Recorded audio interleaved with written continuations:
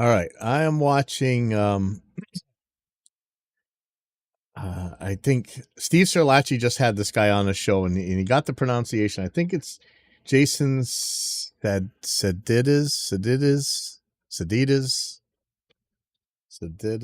I forget. Sorry. Everybody's always arguing over how to pronounce his name. This is if you have a Helix, actually, if you have any modeler, this guy is a wealth of information. Don't always agree, but this one is called Let's Try This Again. Is a blind test or null test best to compare guitar profilers? And you know me, I'm always saying, I want the double-blinded test, but I don't bother with the double-blinded test if a null test shows there's no difference. That's not the argument he's making here, I don't think. I think he's saying that the blind test will tell you more about a difference than a null test will, which could be true, but sorry, if you're not familiar with what a null test is, let me show you a couple things here. I'll do a couple comparisons. So here, the easiest one to really understand is let's say a sine wave. If we look at these two files right here, so two signals. Here's a regular sine wave going up and going down. If these files are exactly identical to each other, and we invert the polarity of one of them, usually your polarity or phase switch here. I know people are going to complain, phase versus polarity, whatever. Sorry, it's entered the lexicon that this is a phase switch, but it is a polarity inversion. Anyway, if they're exactly the same when you play them together, okay, you get nothing, no sound, right? If I turn one of them off, you get a signal. If I put them both on and they're exactly the same, you get double the sound, right? You get double the volume or double the amplitude, whatever. Amplitude. So let me invert these again. And when I play it, you got nothing, okay? That's the null test. So if your files are exactly identical, you don't need to do a blind test. They're the same. You don't mess with them. When they're different, now we're talking.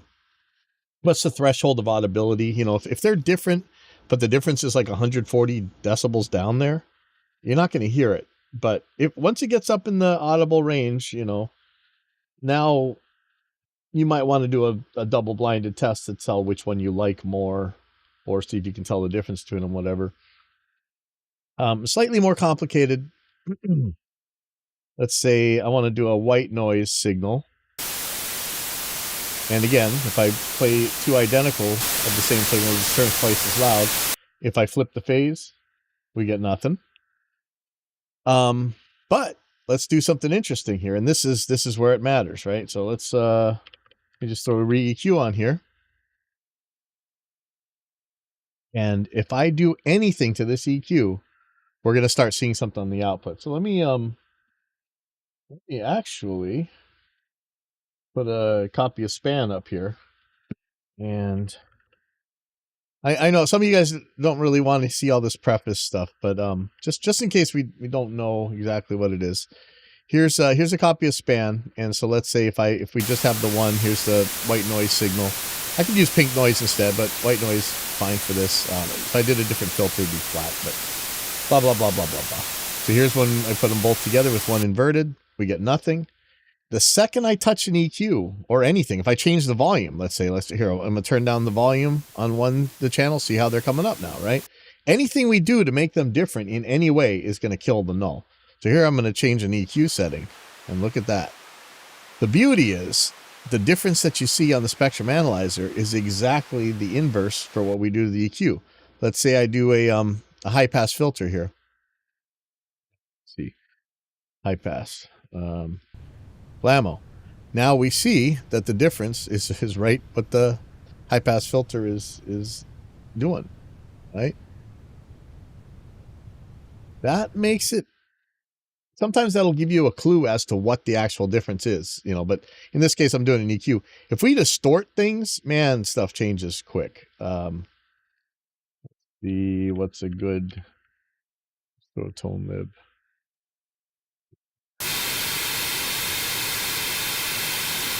take off.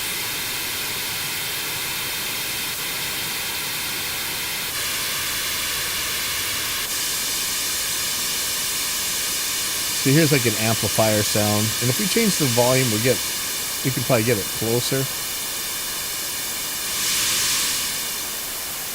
But nonlinear stuff is going to give you like harmonics and stuff that you're going to see in between the differences. So anyway, that's what we're talking about for a null test. I don't know if I need to come back to this, but if you got any questions about why we use null tests for stuff or whatever, again, just imagine this picture right here. So you're looking at two sine waves, one going up while the other one's going down. If you put that together, you get 0, right? So anyway, let's go back to the video here and let's see what he has to say. So I did a video last week talking about the use of null tests when comparing how Tonex or Neural Amp Modeler NAM compare to the real amp. This video upset. So this is trying to see which is the best, like capturing profile thing like that. And I think who was it? Was it Dom McSweeney? Somebody had posted something where they showed a really detailed analysis, and Tonex is actually getting pretty close on the captures compared to the others, but that's also what people have been saying with their ears. So I think it's probably right, but they're all good. They're all good. But the quad cortex and the Kemper seemed about the same, and they were way behind the current processors that are out there. This neural amp modeler, the thing you can get for free, and it's also in that dime head hardware. That one seems to be, that and Tonex. They're pretty amazing. But anyway, this is about amp modelers. So if you don't care about amp modelers, or actually, even if you don't care about amp modelers, you may want to watch this. This is kind of interesting. So let me keep going. A lot of people, and there needs to be a few things clarified. Today I'm going to show you even more. Now, sadly, I know here I am rambling. I know a lot of you guys, one of the things people say about Jason, it's the same as any of these YouTube guys, though. I wouldn't hold this one particularly against him, but he does tend to take half an hour to say what could be said in 2 minutes. But we'll see what about this one. More conclusive, different examples of why a blind test would be much more beneficial than utilizing a null test. Okay, so if the nulls are really far away, I could see saying that a blind test would do a lot better. And besides, we care about what it sounds like, right? So if we know that they're going to be different, but then again, the null test is checking for accuracy. Is the blind test checking for accuracy? It could be, but you could be doing a blind test just to see which one you like the most. And for all you know, the one that's loudest is the one that you're going to like the most. That's how ears work. Let's say that you're having trouble really digging in. The one with the most distortion, you're probably going to go, oh, that's the easiest one to play. I like that one the best. Are we talking about the most accurate, or are we talking about what you like best? But let's see. Just to reiterate, the whole reason I did the original video is because I did a blind test comparing NAM and Tonex, and I had numerous people reach out to me and tell me that the blind test was useful because people had already proved that NAM was more accurate than Tonex using a null test. My point was that is impossible, but that was the entire... Why would that be impossible? Should we watch the other video? Let's see if we actually need to watch this one. I don't care. I'm happy with Tonex. I'm also very happy with NAM. So either one, but why? Don't understand. Let me back up. I think I'm getting this wrong. Because people had already proved that NAM was more accurate than Tonex using a null test. My point was that is impossible, but that was the entire... Why would that be impossible to say that NAM is more accurate than... A null test can certainly tell whether something is more accurate. Let me see. I'm trying to find a picture. Trying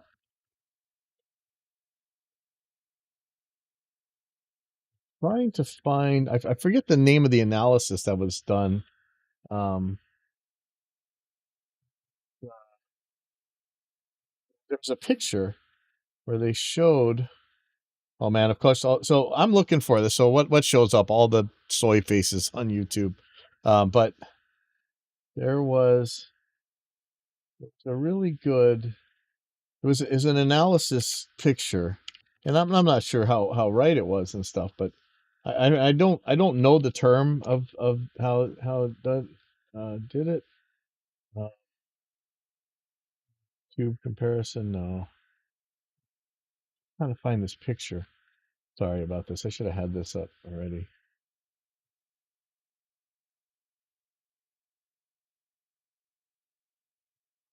Let me see if I can find it real quick.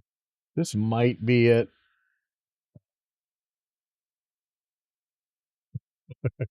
Yeah, I was in this one too. Let's see.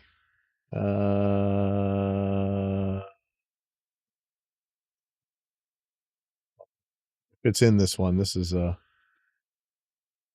huge thread. There was a picture.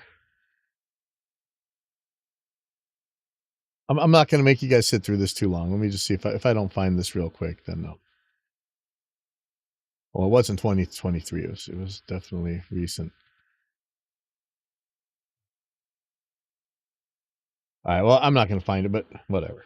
Okay, sorry about that.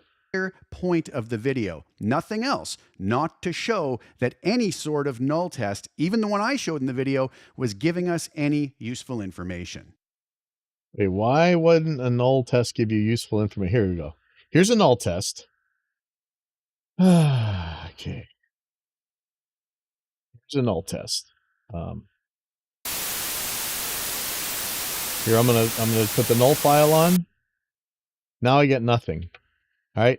That's useful information. So right off the bat, Jason, you get useful information from a null test. Sorry, that Point of the make any video, sense. nothing Okay. else, not to show that any sort of null test, even the one I showed in the video, was giving us any useful information.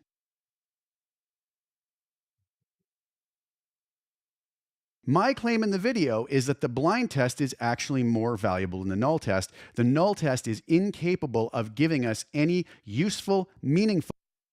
Okay. I think this is a false Null dichotomy. test. The null test is incapable of giving us any useful, meaningful information beyond telling us that two different audio files are different. It does not tell us how they're different or what's causing the difference. Yes, they do. Okay, here, right here. So I'm going to pull the EQ back up. I'm going to play these together. I'm going to make them different by changing this EQ. Now I see that this frequency is different between the two. That tells me a whole lot. That tells me that if I were to take another EQ,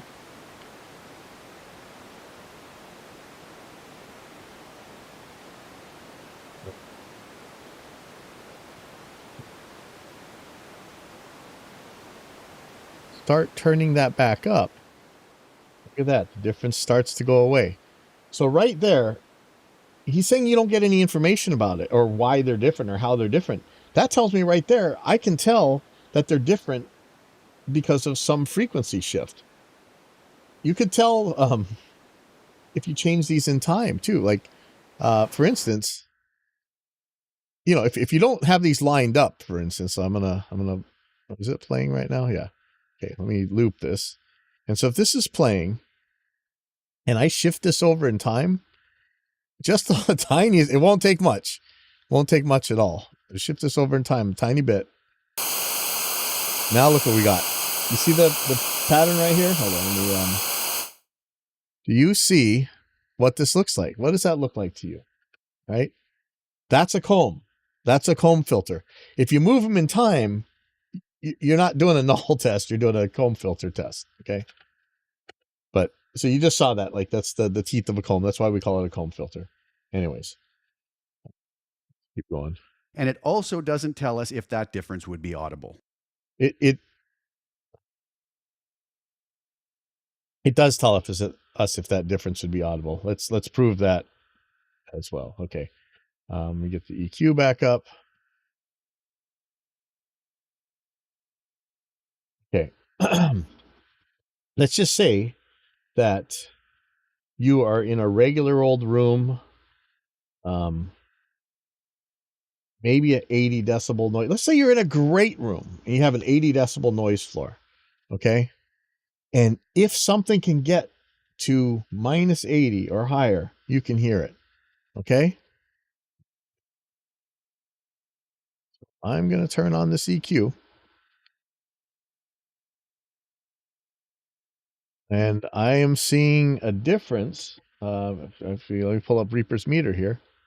So this is 118 decibels down, okay? There's a difference. If I turn off this EQ,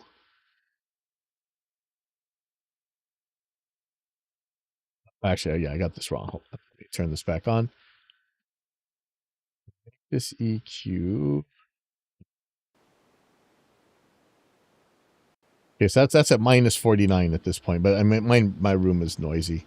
Let's turn this off. Minus infinity, turn it back on.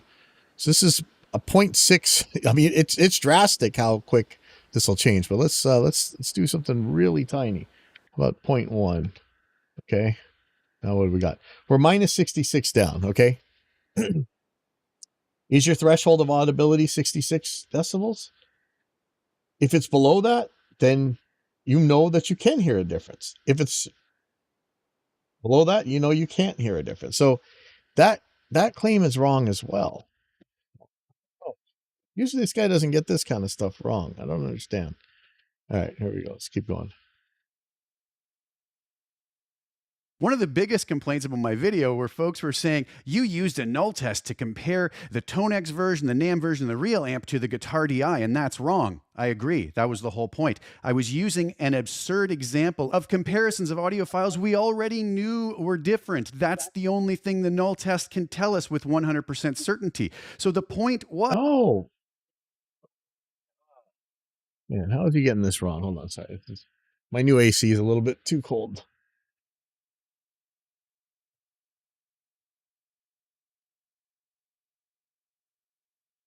Okay, there we go. Sorry. No, he did not prove that. A null test can tell you all kinds of stuff. We just showed that, right? I can use a null test in this way from the file that actually nulled in the begin with. We added the different processing to it, and it still doesn't give us any meaningful information. I said that in the video. People chose to ignore it. Here is the clip from that video. Okay. Is it okay if I know I'm beating you guys over the head with this, but let's just say he's absolutely wrong about the null test not giving you useful information. He's just wrong. Where I say this. And again, I actually think that this information is somewhat useless. All it's really doing is telling us that the real amp track is different than the source audio, as is the NAMM track and as is the Tonex track. They're completely and wildly different than the source audio track. We already knew that going into it. So my use of that null test in that video was never, as some people claim, me using an incorrect null test. All of the null tests are incorrect to prove the point at hand, the point of this discussion.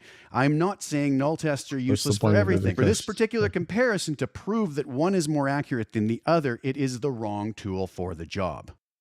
It could be the wrong tool, but you can't say that it doesn't give you any information. You can't say that it's useless. Okay, well, let's see if he fixes it right here. So what can a properly done null test tell us? Well, it can tell us the following things. If we compare two audio files and they null completely to silence, we know those two audio files are identical. There is no arguing that point. They're going to sound the same. What else can it tell us? Well, the two audio files can fail the null test, and then it tells us that they are not identical in some way. We don't know what way, but they're not identical, but they may still sound identical or sound the same. Or they will fail the null test knowing they're not identical and they will sound different. The null test will not tell us how or what is causing the difference. Nope. We just showed that, right? I don't need to show this again. We just showed that by looking at, a frequency difference and then trying to EQ it out, we could tell that that's what the difference was right then and there. We could tell if, for instance, if you find the wrong harmonics in the wrong place, you could tell that there's some nonlinear stuff going on, some distortion, compression, whatever. He's just wrong here. I don't know why he wants to be this wrong. It will not tell us if that difference is audible. And that It will tell you if the difference is audible. We just showed that as well. There's several ways That's why wrong. I say that this is the wrong test for this job. And I'm going to prove that to you with some audio examples utilizing null tests today. One thing that I read a long time ago, and I wish I could give credit to who I read this from, but it was very, very useful in reference to the null test. And that is this: the sound of the difference is not the same as the difference in the sound. Read that again. I'm going to call that a deepity, because the sound of the difference, it's at least an inversion of the difference in the sound. I don't think this is the win he's thinking this is. Again, the flex, is that what they say? The sound of the difference is not the same as the difference in the sound. So yes, it's inverted from the difference in the sound. Again, the null test can only tell us one thing with 100% certainty: that two audio files are identical. Beyond that, I say all bets are off. No. You can see exactly how they're different, and seeing how they're different can often tell you why they're different. They can also tell you if it's going to be audible. You can tell if it's going to be audible. Man, it just keeps tell getting us they're wrong a difference. over and over. Where the difference is coming from, what's causing the difference, and if there's an audible difference, it does not tell us. Yes, it does. It does tell you all three of those things. You are wrong. Just, I don't want to get DMCA'd, but you know that old clip of Dr. Cox in Scrubs, right? Wrong. That's you're wrong. That's it. We need to use a different method of measuring, whether that's our ears or some other tool, to be able to determine if there's an audible difference. So now let's go to Cubase and show you some specific. No, if the null's below the threshold of audibility, there will be no audible difference. Period. And if you really want to get fancy about it, you're going to look at the hey, hello to the Netherlands. If you really want to look at this, and you really want to go crazy, there are people who are nuts enough to actually apply a filter to a picture of this here. A picture of the Fletcher-Munson curve, right? How sensitive we are at different volumes at different frequencies. And they'll overlay this on their null test to see what the actual threshold of audibility is at a given place. But this is an average Fletcher-Munson. Not everybody here is the same. Everybody here is a little bit different, and maybe your ears like me. I'm having some trouble with my left ear right now. So this is an average. You may not be exactly like this, but it's a good idea to think about weighting when weight, like WEIGHT, when you're considering where audibility is. Okay, let's keep going. Sorry. Specific examples which will prove everything that I just said. What I have started with here is the identical guitar DI. So what I did is I took this guitar DI I've been using all along. Let's take a listen to it. Nothing special about it. It's what I've been using in all of these tests. So I figured I wish I could play like Jason Sadites, however you say his name. He's super good. I would just continue to use it. But I took that, imported into Cubase, duplicated the file. Now, if I take one of these, come over and hit the phase button, now what should happen is these should null perfectly.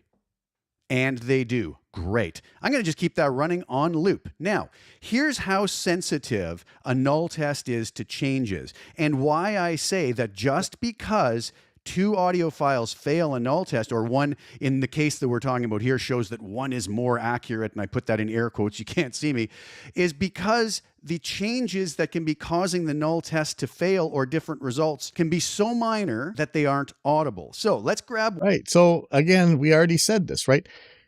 Jason, you're the one who claimed that a null test can't tell you whether or not something's audible.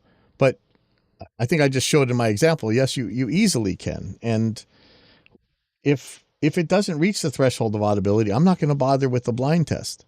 One of these DIs, I'm going to come into the EQ. I'm going to engage. But he's doing EQ exactly what I just showed, so I don't know why he's getting this. Because we see it still passes the null test. Watch this meter right down here. So if I take this and go to a low shelf EQ, right? So I have this low shelf right here, and down at 20 hertz. So on the very edge of the ability of the human ear to even perceive sound, and well beyond the limits of, I would say, most people's monitoring systems. You know, it's most of our studio monitors and what we're listening to on home probably won't even reproduce these frequencies. I'm not going to talk for everybody, but that is likely going to be the case. So what if I come in here and I just add a 0.1 dB boost at 20 hertz as a shelf EQ? So all the frequencies below it might actually reach up into the frequencies slightly above that as well. We don't know, but 0.1 dB is probably going to be well out of the range of ability for the human ear to decipher. But watch what happens when I add that. The null test is now failed. Now, let's go take a... Right. The null test has now failed, but the null test has failed below the threshold of audibility. Until you get that up to the threshold of audibility, it doesn't matter. This is exactly the point I showed with my white noise, right? I mean, we'll do this again. Right now, we got nothing. Actually, sorry. If they're completely nulled, we get nothing. If I just crank this thing the tiniest bit, 0.1 dB down, and I'm actually at 295 hertz, so that's someplace where you're definitely going to hear it. That's not below your bandwidth limitations of your monitors or whatever. But now look, we're 64 decibels down. Are you hearing anything coming from here? If I keep going, let's keep going a little bit. Maybe you're starting to hear that. That's 40 dB down. Now, as soon as now we're at 30, now you're hearing it, right? So it's not that the null test doesn't tell us anything. It tells us plenty. And I don't know. He's just getting this so wrong. And he's doing the same experiment that I'm doing to show why he's right. But it shows him that he's wrong. Listen I don't understand. to these two files. I will come over here, take the phase button off, mute one of the channels, and let's listen as I flip back and forth like this, and you tell me if you hear an audible difference, even though it's failing the null test, and the null test is showing there's a difference.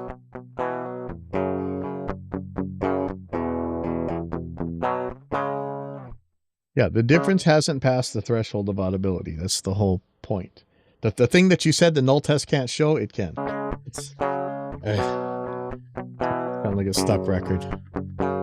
I would have to say that nobody is going to be able to tell the difference in sound. So it failed the null test, and we say, aha, there you go, there's a difference. Well, yeah. The crazy part here is that I'm with him that a blind test is probably better to compare profilers than a null test is. But if you want to know which one's more accurate, I think the null test is probably going to tell you a lot more. Which one do you like better? I'd say the blind test. What I think the blind test is really going to be able to show you well is that you could have some differences and not really be able to tell which one's which. Yes, that's what the null test is designed to do. It's designed to tell us there's a difference. What it did...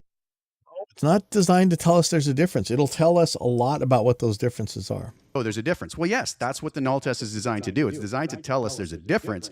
What it did not tell us, if we didn't know, if I hadn't shown you that I made this change, what the null test did not tell us is what was causing the difference or if that difference would be audible. Let's even... Yes, it tells you both of those. I know. I'm sorry I keep going back to here.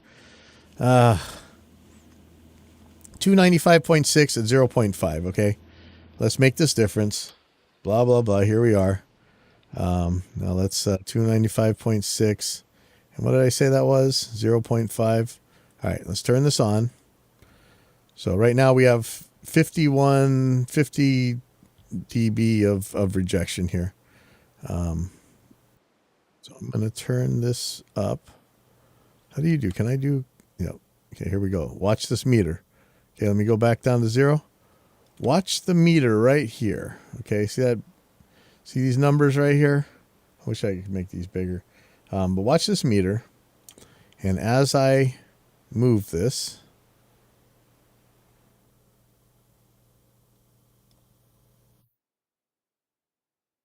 so here's 0.5. So because I can cancel this out with another EQ, we can tell what the difference is, what's causing the difference, and we can tell what we need to do to make them not different. So he's just Go more wrong, extreme here. wrong, Let's take wrong, this wrong. up to a point of half a dB, and we'll see how that affects the null. You can see it's even more dramatic now. Okay, that's fine. Let's come back and Put that in the listen audible here range if and there's watch a what difference audibly.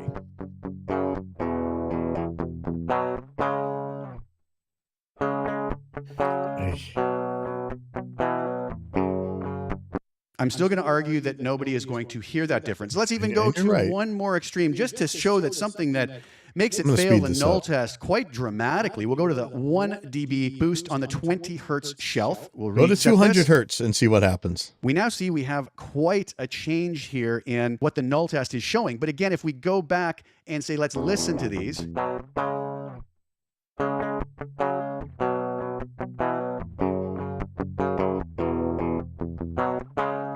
If somebody says they can hear that difference, I would want to be in the same room with them doing a proper ABX test on these two files to prove that they can hear the difference. But I think that shows that two audio files can sound identical while still pretty. What's really upsetting here is that I'm the guy who's always pushing the ABX tests, right?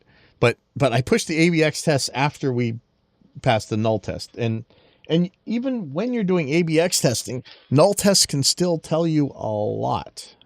A very lot. That's where he's really getting this wrong. Pretty spectacularly failing the null test. So right there, it tells us the only thing the null test tells us with any certainty is that these two files are somehow different. No. Stop saying that. You're wrong. Doesn't tell us whether they will be audibly different. Yes, it does. Yes, it does. Null tests do tell you if it's going to be audibly different. You got that wrong. I know I keep saying it, but if somebody comes to this video in the middle and I don't say it, I want to make sure it's out there. He's wrong. Null test will tell you if it's audible or not. Difference is coming from and what's causing it, and it will tell you, it can tell you what's causing it because it tells you what the difference is. Yeah, at least in the frequency, noise level. The first piece of proof that shows the null test is the wrong tool for the job in comparing whether Tonex or NAM is more accurate when reproducing what the real amp is supposed to sound like. I have two more examples I'm going to show you to take this even further. So we're going to start off with the same two DI files we have. Okay, so in order for him to prove his point, he's going to have to show us two amp model profiles, whatever, two Tonex and NAM, whatever, where the null test shows very little difference, but the blind test shows you a huge difference. Does that make sense? Or one where the null test shows a huge difference, but the blind test makes them sound the same. But then again, if the null test is underneath the threshold of audibility, it's not going to matter. And we can take a listen to this and see again if I flip the phase on one of them, passes the null test. So what we're going to do is now we're going to add two instances of Helix native. I'm going to have just an empty preset here, and I'll duplicate that, slide it over to the other track. Now, just having done that, since Helix native isn't actually adding anything to the processing, we still get this null, right? So there's no sound here. It just takes a second for the meters to kind of fall back down to where they have to go, but they are still nulling. There's a caveat here because Helix can add a couple safety buffers or whatever of latency. Luckily, that didn't happen in this example. Depending on what model he picks up, he might. I can show the comb filter again, but... so what happens, though, if I come to one instance of Helix native to the amp cab block, and I'll just pick the Huot 100. Oh, so the problem... Okay, this is Cubase. So a problem here with Cubase that you're not going to see in Reaper. See this right here, this 0 out of 0 SPLS right here? That's the samples of added latency that a plugin may be adding. And especially if you have a look ahead or whatever, you can't tell in Cubase. I don't know how you tell in Cubase. It doesn't show it the way it does in the Reaper effects window. But in the Reaper window, if you do see a number here on one track and not another, you know that you're gonna you're probably gonna end up with some comb filtering because there will be a time delay. Even with plugin delay compensation, it's not always gonna be right. So you can't see that on here. So hopefully that doesn't disprove whatever point he's trying to make. But it's something to be aware of that if you don't know how much delay your plugin is adding, and it's not being compensated for completely, there could be an issue with doing a test like this. And add that to that one, and then we'll open the other instance of Helix Native, add the exact same amp model with the exact same settings. We get no null anymore. So again, spectacularly so. We hear all that remainder and we could go, oh my goodness, they don't sound the same. But if we actually dive in here, we actually just get rid of the instance of Helix Native, and we actually dive in here, we'll reverse that and listen back and forth to them. They sound identical and indistinguishable from one another, and there's good reason. I was talking years ago with some of the top sound engineers and designers at Line 6, and they told me what was going on here. The Helix uses some internal oscillators to do some of the processing for certain parameters. Basically, when you run two of these in parallel with each other like this and try to null them, the oscillators are out of time with each other. So they don't sound any different. It's just that since the timing, even so slightly, is out of sync with each other while they're playing, it's impossible to have these null even though they sound identical. I think you guys are already, do we even need to say it? He's right.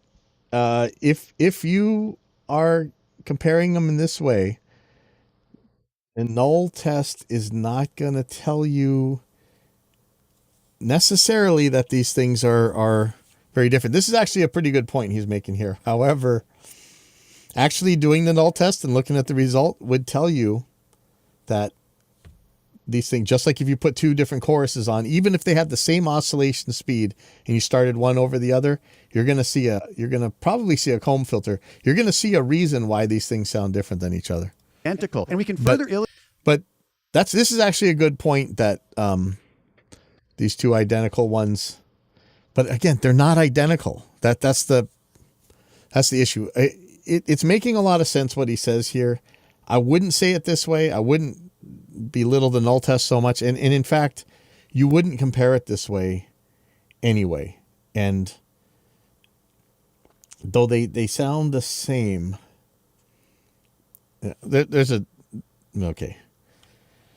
This is going to get way too complicated, but he's right in a way, but you're not going to check these this way. So illustrate that by exporting a mix of both of these. So this is what I'm going to do right now. All right, so now I've exported those two, and now we can listen to them side by side. No difference in sound. Why would there be? They've been processed by the same processor. But since that internal oscillator was very unlikely at the same point of its cycle, they're probably still not going to null. And we can prove that by flipping the phase on one of them while leaving the other as is. Yeah. And you can see again here that we do not get a perfect null. It gets, once you get below the threshold of audibility, closer, but there is still a difference between them for the reasons I stated. But that tells us there is a difference. It doesn't show us what the difference is, what's causing it, or if it makes an audible difference. It does tell you if it's audible. You're showing it yourself. I think we will all agree that in this case, there is no audible difference between these, further proving the point. The final way that I would like to show that utilizing the null test to compare how accurate Tonex or NAM is versus the real amp good point, is by actually seeing if the real amp nulls with itself. Never mind the guitar DI, but the real amp. So I took the same DI guitar track that I was just using in the previous examples, and I reamped that through one of my guitar amps to get this. So something a little on the higher gain side of things. Now, I then immediately had another track ready to go, and I reamped it again seconds after the first time. So first thing I'd like to do is just let us hear both of these to hear if we can even notice a difference before we try anything else. Because here's the thing, we already know these are different. They were done at different times, so we don't know if there could be a difference between them. I don't think they're going to sound different. Let's listen.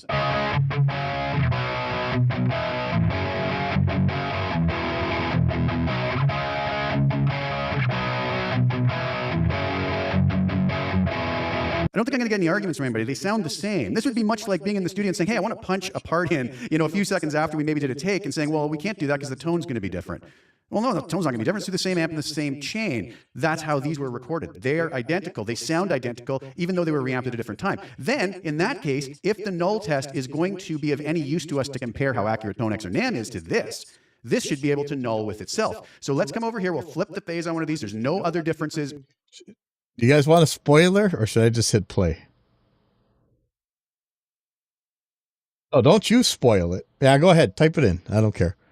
between them. I've taken that low shelf out that we had before, as you can see here. And so now we will see if these null. They fail the null test spectacularly, even though they sound identical, as they should, because they're from the exact same source and the exact same processing, but done at a different. So how was this done? And I hope there's not a mic involved, because never mind, this all goes out the window in that case. But assuming there's not a mic involved, this is going into a load box or something, I would just say that that's random noise, and that's enough to get way up there. And he's not wrong in saying that, yeah, your null test isn't going to tell you that much. But the problem is when these guys, I don't know if he's specifically responding to this, but the test that I had seen, when they actually did the null test, they matched everything as well as they could, and the differences were way down there. If the null diff is way up like this, then you're going to say, yeah, well, null test isn't telling me anything. Then again, when it is exactly the same amp, one of the things about a null test is the more similar two things are, the more sensitive they are to changes. So like, let's say, I mean, noise is basically random. If you're on a high gain amp and you're putting random noise into it, the fact that they're really the same is that now you're looking, this null test is showing you the difference between the two different random noise seeds. Different time.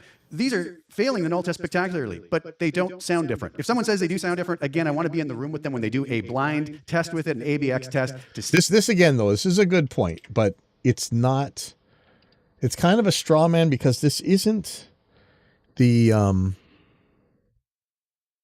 this isn't the difference that they're talking about. Their difference on their null test was very, very small. And he may be talking about a different test than I've seen, but, what we did see is it's just a very tiny difference. And then it was confirmed by a ABX test too. So anyway, tell me with the problem with the ABX test is you're not going to be able to say which one is the most similar that way.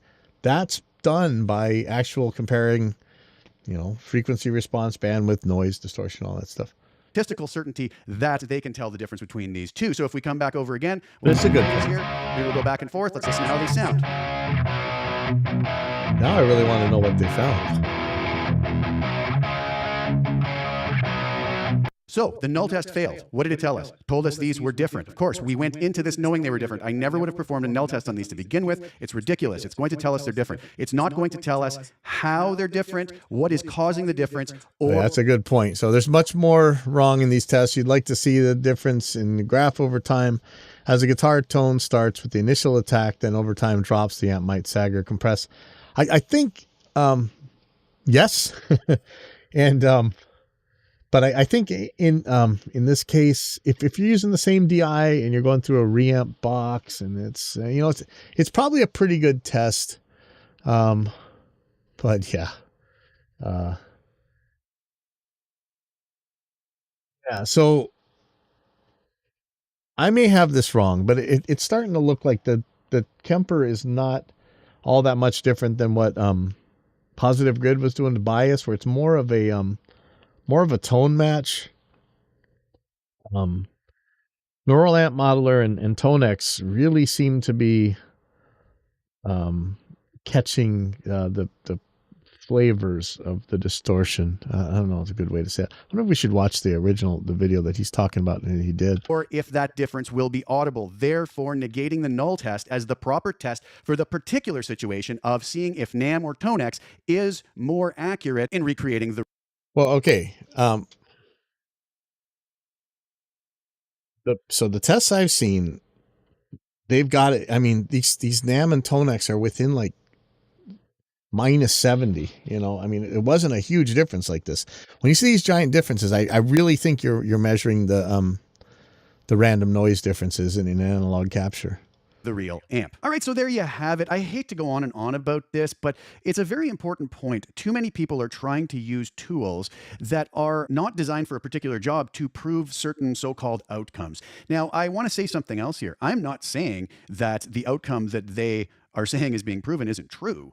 It may very well be true. I'm not stating an opinion about that. That is irrelevant. The point is getting to the truth behind whether the null test is the proper tool to tell us that one is more accurate than the other. And I hope I have shown that it is simply not the right tool. The null test can be an incredible tool, as I've pointed out today, in the right situation. Wait. A blind test can't be more accurate than a null test. If you're trying to determine which one is closer to the original, I think you could make a pathological file where the null test didn't have that much different, but the amps sounded. No, actually, I don't think you can. I think you can't tell with the blind test which one is more accurate. You can get pretty close, but you can't. I mean, oh man, I hate to keep bringing up these videos, but I'm just going to have to.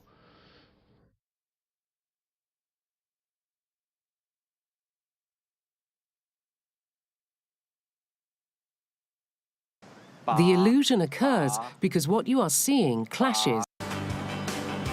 Have a look at this. What do you hear?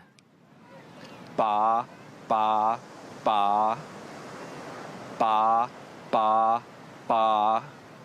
look what happens when we change the picture.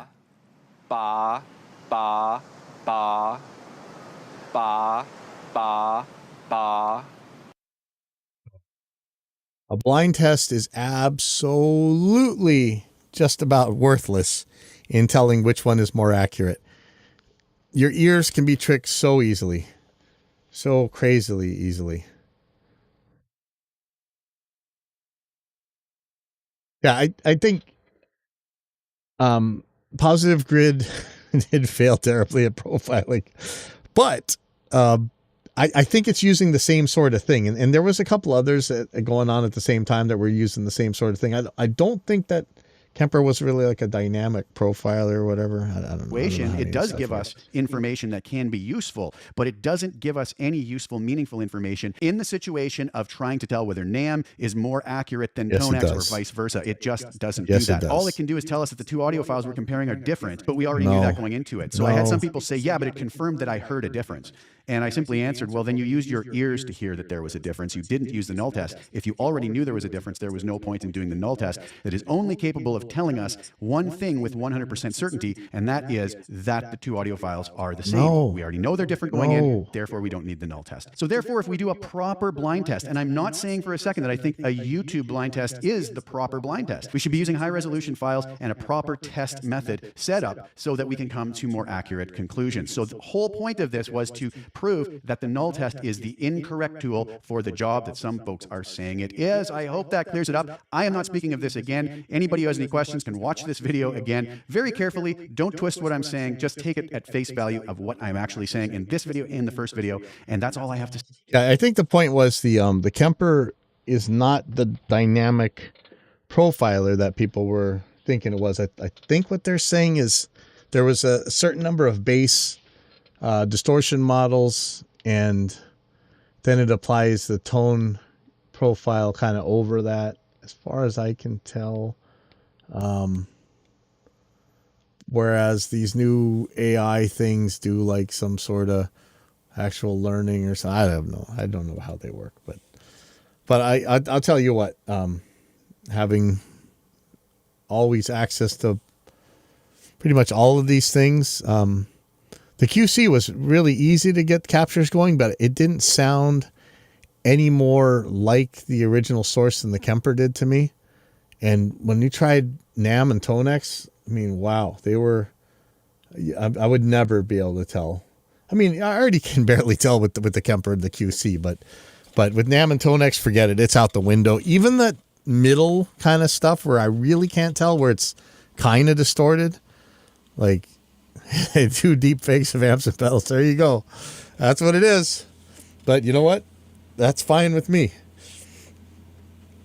To say on it. So thank you guys so much for tuning in. Please share this with as many people as you can. I do think it's important information for folks who are floating around the internet and taking certain things as evidence. I want to see maybe what they actually saw. Today I'm going to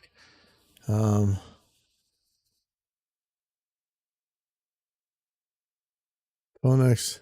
So I don't care about this one. I want to see this Tonex versus NAM. I don't know about versus, man. These things are both I crazy did a video powerful. comparing Tonex to NAM or Neural. I have the Tonex pedal and I have the Tonex 1, and I keep switching them on my pedal board because I don't know which one I want there. And then I'd much rather just stay everything inside the Helix, but I do really like the Tonex, and it's easy for me to switch amp sounds without having to change every single one of my presets. I can just send the amp out to that thing and change it if I think I need a different amp sound.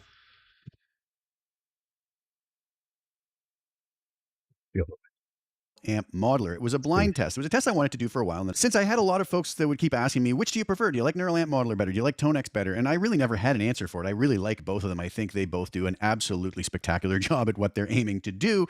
But to answer that, I figured I would do a blind. Here we are talking about the results of everybody's guesses concerning which they thought was which. So what I asked folks to do is to tell me whether they thought clip A was NAM, and in that case, clip B being Tonex, or vice versa, clip A being NAM and clip B being Tonex.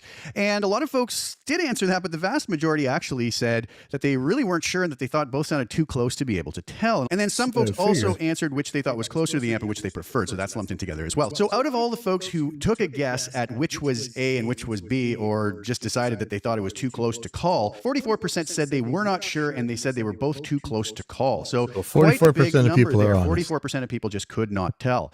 38% of people thought that NAM was A and that Tonex was B. And 18% of people thought that NAM was B and Tonex was A. As far as what folks felt was closer to the real amp and was their preference, 60% preferred A and felt that it was closer to the real amp, and 40% preferred B and felt that it was closer to the real amp. So which was it? Well, it turns out that Tonex was in fact clip A and NAM was in fact clip B. So I don't really know if this tells us much. I think that this kind of almost confirms what I've felt, is that they're both so close that I don't think it really matters. I would use either of these happily. I do use both of them very happily. And I pretty much immediately, once I find a tone that I like on Tonex or on NAM, I get on with playing music, which is what this is really all about and what we should all really focus more of our attention on. But I thought this was kind of fun. All right. So I got to actually do some programming on my Helix, and I better do